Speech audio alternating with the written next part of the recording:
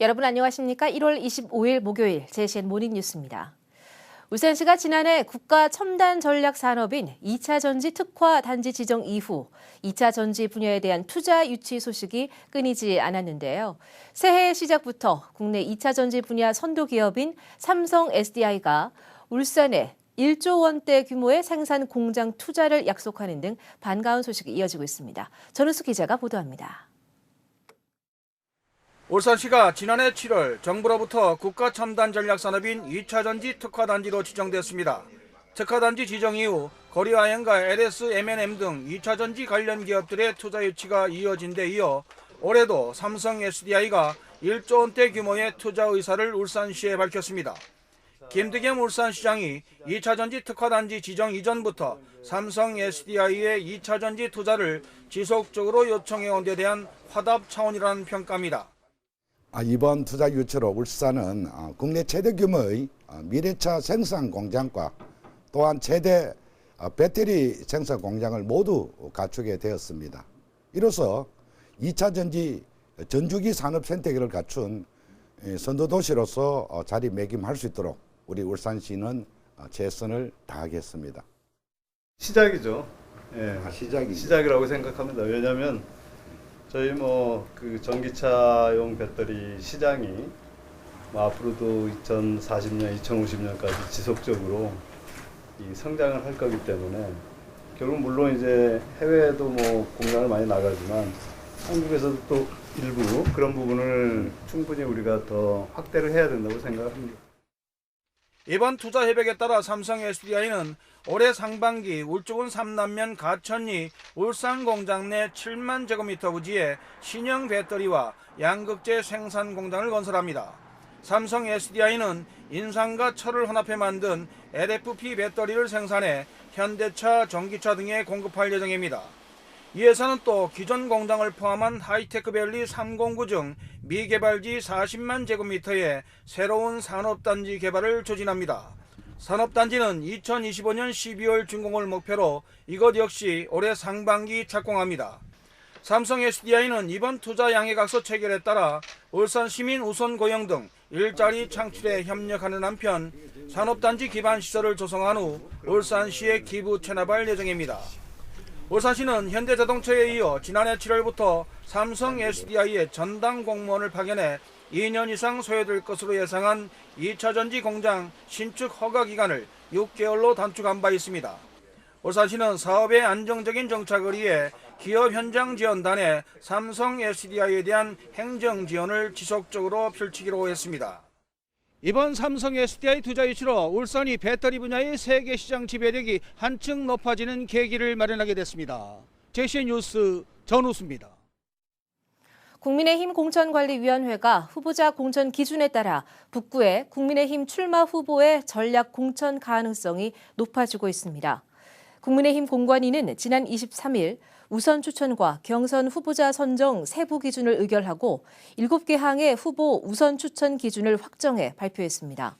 사실상 전략 공천인 우선 추천 기준에 따르면 울산 북구의 경우 재보궐선거를 포함해 최근 국회의원 선거에서 3회 연속 패배한 지역에 포함되고 지난 18일 있었던 당협위원장 일괄 사퇴 전의 사고 당협에 해당되는 등 2개 항목 이상의 세부 기준에 적용돼 후보 우선 추천 선거구 가능성이 높아졌습니다. 현재 국민의힘 북구 총선에는 박대동 전 국회의원, 정치락 전 시의원 등 2명이 예비 후보로 등록한 상태입니다. 어제도 시의회 프레센터에서 총선 예비 후보들의 공약 발표가 이어졌습니다. 중구 총선에 나선 국민의힘 김종윤 예비 후보는 출마 선언 이후 세 번째 공약으로 중구의 문화산업 활성화를 통한 다양한 일자리 창출과 장애인들을 위한 일자리 마련, 그리고 중장년층을 위한 재취업센터 설립을 공약했습니다. 국민의힘 남구갑 김상욱 예비 후보는 울산시를 울산산업특별자치시로 자치권을 확대하고 울산 양산 경주를 잇는 울산 중심 대생활 및 교육 권역 건설을 공약했습니다. 동구 총선에 나선 노동당의 이장우 예비 후보는 울산대 의과대학을 울산으로 완전 환원하는 등을 내용으로 하는 공공의료 부문 4대 핵심 공약을 발표했습니다. 국민의힘 울산 북구 총선에 나선 정치락 예비후보는 어제 시의회 프레센터에서 기자회견을 갖고 북구의회 김정희 의장의 더불어민주당 입당을 공천 참사라고 규정하고 이전 공천권자였던 박대동 전 의원의 책임을 추궁했습니다. 정 예비후보는 김정희 의장이 국민의힘 직전 당협 여성부장이었고 박대동 예비후보의 측근으로 공천을 2번이나 받는 등 온갖 혜택을 입어오다가 개인의 권력욕 때문에 떠났다고 비판했습니다. 그러면서 김정희 의장을 2번이나 공천한 박대동 예비후보는 보수 세력의 힘을 빠지게 한 공천 참사에 대해 입장을 밝히고 책임을 져야 한다고 주장했습니다. 강도형 해양수산부 장관이 어제 취임 이후 처음 울산을 찾았습니다. 강 장관은 국내 최대 해운 회사인 HMM의 13,000톤급 1호선의 명명식에 참석해 친환경 선박 건조에 대한 글로벌 경쟁력 확보를 위해 지원을 아끼지 않겠다고 약속했습니다. 라경훈 기자가 보도합니다. 강도영 해양수산부 장관이 취임 이후 울산을 처음 찾았습니다. 친환경 선박인 13,000톤급 컨테이너선 현대중공업 3,309호선의 명명식에 참여했습니다. 이 자리에서 강 장관은 부인 홍혜정 여사와 함께 선박의 출항을 알리고 새로운 이름을 발표했습니다. 1호선의 새로운 이름은 가니토입니다. 화물을 보석처럼 여기겠다는 의미를 담아 1월 달 탄생석인 가넷에서 이름을 지었습니다. 컨테이너선 가니토는 63빌딩의 높이보다 긴 335m의 길이를 자랑합니다. 선박은 오염물질 배출은 줄이면서 연료 효율성은 높여 경제적인 운항과 동시에 친환경적인 운항이 가능합니다. 이들 선박은 친환경 연료를 사용하는 선박으로 전환할 수 있어서 국제 친환경 규제에 원활한 대응도 가능할 것으로 기대됩니다. 이 같은 컨테이너선 11척은 올해 말까지 순차적으로 인수될 예정입니다. 강 장관은 앞으로도 아낌없는 지원을 약속했습니다. 해운 물류, 그다음에 조선산업은 뛸래야 뛸 수 없는 산업입니다. 그 해양수산부는 여력이 되는 대로 계속 지원해서 우리나라가 현재 세계 8위의 해운 물류 국가에서 더 치고 나갈 수 있는 기반들을 만들기 위해서 계속 노력토록 하겠습니다. 명명식을 마친 강 장관은 울산항 자동차 부두에 방문해 자동차 수출 선박 안전검사 현장을 둘러본 뒤 일정을 마무리했습니다. 저비용 고효율 그리고 친환경 선박이 계속해서 확충됨에 따라 우리나라도 점차 글로벌 선사들과 어깨를 나란히 할 수 있을 것으로 기대됩니다. JCN 뉴스 라경훈입니다. 안효대 울산경제부시장이 어제 울산을 방문한 강도형 해양수산부 장관에게 민자 사업으로 계획되어 있는 울산항 배후단지 3단계 호환 조성 사업을 국가 시행 사업에 포함해 줄 것을 건의했습니다. 안 부시장은 또 울산신항 컨테이너 터미널 인근 배후 부지의 안전성 확보를 위해서 북신항 방파 호환 보강 공사를 조속히 시행해 일산해수욕장 일원이 해양 레저관광 거점 사업에 선정될 수 있도록 협조해 줄 것을 요청했습니다. 울주군이 875억 원 규모의 기업 신규 투자와 지역 주민 200명의 일자리를 유치했습니다. 울주군은 어제 울주군 신규 투자 희망 기업 9곳과 협약식을 갖고 투자 완료 기업 3곳에 대해 투자 유치 보조금 전달식을 가졌습니다. 협약에 따라 신규 투자 기업들은 875억 원을 투자해 지역 경제 활성화와 지역 주민 200여 명을 채용하게 되고 투자를 완료한 기업 3곳에는 보조금으로 17억 3천만 원이 지급됐습니다. 올 들어 울산 지역 소비자 심리 지수가 5개월 만에 기준치인 100을 넘어서며 개선 조짐을 보이고 있습니다. 한국은행 울산본부가 발표한 2024년 1월 울산 지역 소비자 동향 조사 결과 1월 중 울산 지역 소비자 심리 지수는 100.4로 지난달 대비 0.5포인트 상승했습니다. 이는 102.2를 기록한 지난해 8월 이후 5개월 만에 기준치 100을 넘어선 것입니다. 이 같은 소비자 심리 지수 상승은 미 연준 금리 인상 종료 기대와 수출 개선, 물가 상승률 둔화 등의 영향을 받은 것으로 풀이됩니다. 소비자 심리 지수가 100보다 크면 경기나 소비 지출 등을 낙관적으로 보는 시각이 많다는 것을 의미합니다. 지난 2일 동구 대왕암 공원에 있는 바위에 누군가 파란색 페인트로 바다남이라고 쓴 낙서가 발견돼 큰 논란이 일었죠. 이 낙서가 사회적인 물의를 빚자 경찰이 수사에 착수했는데 지난 22일 범인이 붙잡혔습니다. 그 이유가 어처구니없게도 가족의 애군을 없애기 위해서였다고 합니다. 보도에 전동은 기자입니다. 낙서가 있던 바위 위에는 아직도 흐릿하게 바다남이라고 쓴 흔적이 남아 있습니다. 지난 2일 쓰인 낙서인데 근처를 비추고 있는 CCTV가 없어 수사에 나당을 겪을 걸로 보였지만 경찰이 수사에 착수한 지 약 2주 만에 피의자인 60대 여성 이모 씨를 붙잡았습니다. 경찰 관계자는 낙서가 적힌 바위 근처에서 속옷과 손거울 등이 담긴 스티로폼 박스를 발견한 게 첫 번째 실마리였다고 밝혔습니다. 동부경찰서 수사팀은 박스 안에 있는 물건의 판매처를 중심으로 수사를 이어갔고 결국 동구에 있는 한 상점에서 지난해 10월 말 유사한 물품을 신용카드로 구입한 내역을 확인했습니다. 경찰은 해당 신용카드 사용자를 특정해 동부경찰서로 불러 피의자를 추궁했고 피의자는 처음엔 범행을 부인했지만 경찰이 증거를 제시하자 범행 사실 일체를 자백해 지난 22일 검거됐습니다.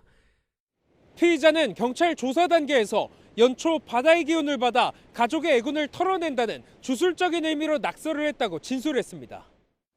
큰 논란을 불러일으켰지만 처벌 수위는 높다고 보기 어렵습니다.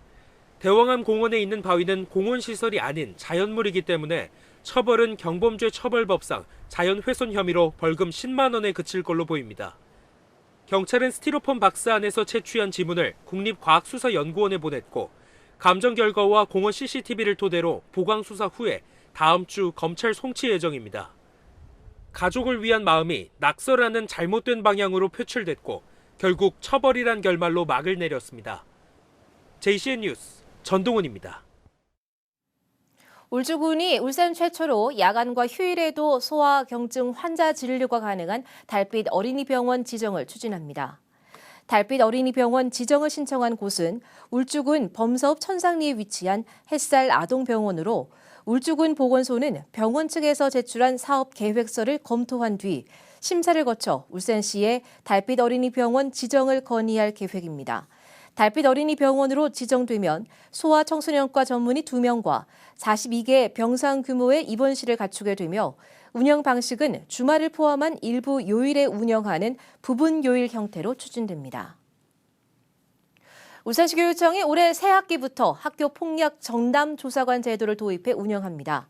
학교폭력 전담조사관은 학교폭력 조사의 객관성과 공정성 강화를 위해서 교육부에서 신설한 것으로 이 제도가 도입되면 학교폭력 조사는 교사가 아닌 학교폭력 전담조사관이 맡게 됩니다.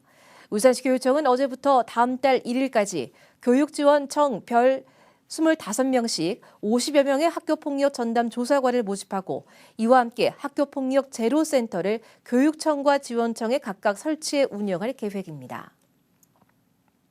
4월 10일 제22대 국회의원 선거를 앞두고 JCN 울산중앙방송을 비롯한 전국 케이블TV 방송사가 유권자들이 알아두면 좋은 선거 관련 정보를 차례로 전해드립니다. 케이블TV 공동취재단 이세진 기자입니다.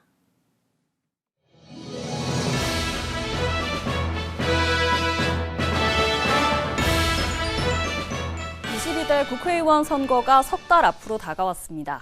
선거 달력을 한번 넘겨볼까요? 가장 먼저 기억할 날짜는 2월 10일입니다. 선거 60일 전인 이날부터는 지방자치단체장들의 행위에 제약이 따릅니다. 행사를 개최하거나 후원하는, 그러니까 선거에 영향을 미칠 수 있는 행위는 하면 안 됩니다.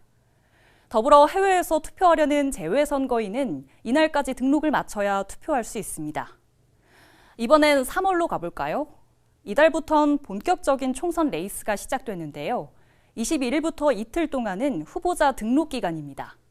뒤이어 28일부터는 공식 선거운동이 시작됩니다.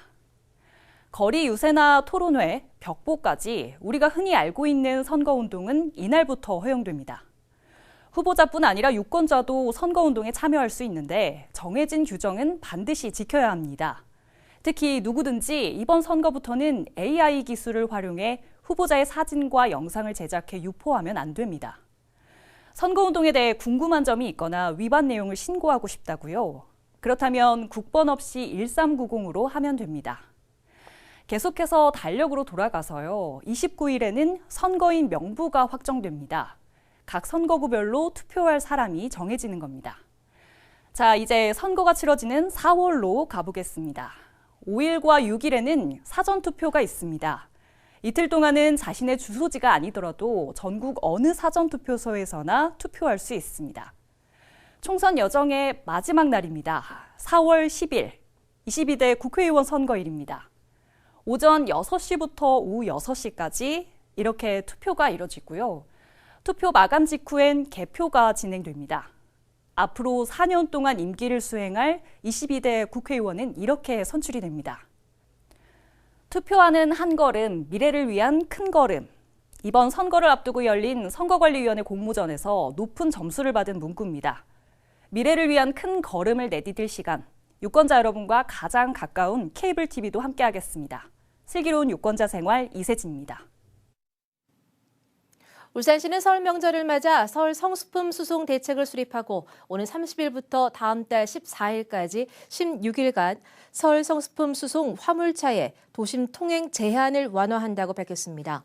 이번 대책은 설 택배 등의 물동량이 급격하게 증가할 것으로 예상됨에 따라 배송 차질의 피해를 예방하기 위한 것으로 대상 품목은 농수산물과 재래용품, 각종 공산품과 택배 등입니다. 설 성수품을 수송하는 화물차는 화물운송협회에서 발급하는 임시 통행 스티커를 차량 앞 유리창 우측 상단에 부착하고 도심 도로를 통행하면 됩니다. 울산시가 옛토지 대장에 한자로 표기된 정보를 AI를 활용해 한글로 변환하는 사업을 추진한다고 밝혔습니다. 이 사업은 올해부터 2026년까지 3년간 10억 원이 투입되며 올해는 울주군 지역을 대상으로 사업을 추진합니다. 인공지능 학습 데이터를 활용한 자동 한글 변환과 검수 작업을 통해 정확도가 향상되고 작업 절차 간소화로 사업 기간도 단축될 것으로 예상됩니다. 한편 울산시는 토지대장의 한글 변환 사업을 포함한 3대 분야 46개 사업을 올해 토지정보 관련 주요 업무로 확정했습니다. 울산시 교육청이 올해 울산형 유아놀이중심 유아교육 추진을 위해서 2024년 유아교육 기본 방향 등 운영 계획을 세우고 공사립 유치원 업무 담당자들을 대상으로 설명회를 열었습니다. 교육청은 영유아 업무 조사와 조례 규칙 정비 등 울산형 유보 통합을 새로 추진하고 다문화 유치원을 8곳에서 9곳으로 늘려 운영비 500에서 700만 원씩 지원하기로 했습니다. 또 방과 후 놀이 배움터를 10곳에서 올해 16곳으로 늘리고 운영비도 지난해 12,000원에서 15,000원으로 올려 내실화할 계획입니다. JCN 모닝 뉴스를 마칩니다. 함께해 주신 여러분 고맙습니다.